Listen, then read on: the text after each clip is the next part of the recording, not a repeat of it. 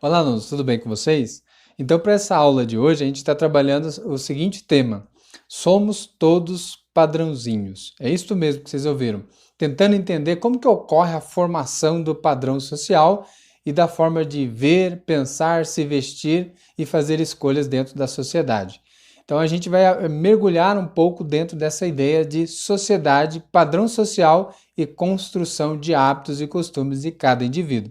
Então, para essa aula, o primeiro questionamento que é interessante nós fazermos é: quais normas e padrões temos em nossa sociedade? Vamos pensar aí, que padrões nós seguimos e por que seguimos? O que nos faz levar a entender que determinada ação é a correta, é a mais coerente e outras seriam as mais inadequadas e incorretas de se fazer? Como que isso ocorre?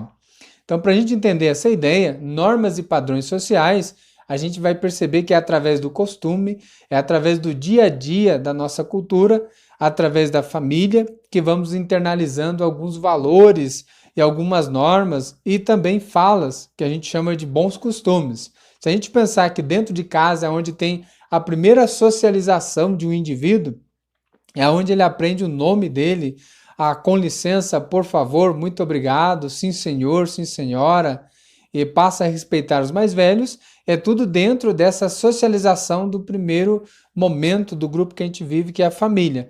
Só que aos poucos a gente vai vendo que a socialização, que é uma ideia da sociologia, é um ato, né, que nós vamos fazer durante toda a nossa vida.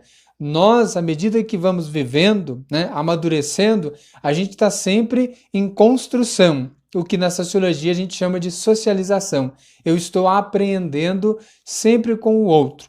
Num primeiro momento, é verdade que a gente aprende tudo isso na primeira socialização, que a gente chama de socialização primária, que é na família, é onde eu tenho os primeiros ensinamentos, quer seja pelo afeto, o carinho, a criação daquele primeiro núcleo. Só que com o tempo a gente vai desenvolvendo outro tipo de socialização, que é o da socialização secundária. Isso, como o próprio nome já diz, é depois que a gente vai crescendo, tendo uma certa idade, a gente passa a se socializar com outros grupos.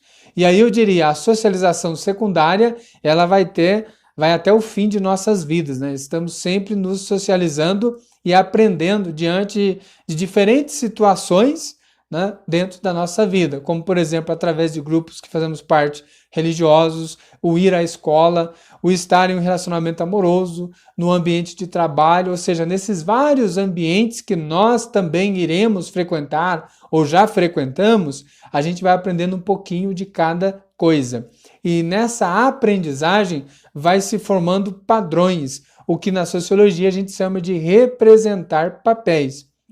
Vamos pensar lá, uma única pessoa ela pode ter vários papéis sociais dentro da sociedade em que ela vive. Por exemplo, ela pode ser, como profissional, um professor, né? Mas dentro de uma família ele é filho, né? Ele pode já ser pai, ele pode já ser avô, né? E na empresa ele desempenha o papel de professor. Dentro da sociedade, o papel de cidadão. Então nós acabamos por representar vários papéis, nos quais dentro da sociedade, em cada ambiente, é cobrado de nós uma certa postura e um certo comportamento. É o que nós já havíamos pensado e refletido dentro da sala de aula, onde eu falava com vocês. Por que não é comum de ir na praia de terno e gravata? Né? E por que dentro de uma cerimônia religiosa, um culto ou uma missa, você não pode ir, né, de pijama, né, de sandália ou de roupa de praia? Por quê? Porque em cada ambiente é cobrada de nós uma postura, né, uma forma de se comportar. E isso vai formando o nosso padrão, o nosso comportamento é padronizado dentro da sociedade. E como o próprio título da aula de hoje já fala, somos todos padrãozinhos. Em que sentido? A sociedade dita, forma e estrutura a nossa própria forma de agir, o nosso hábito, o nosso costume.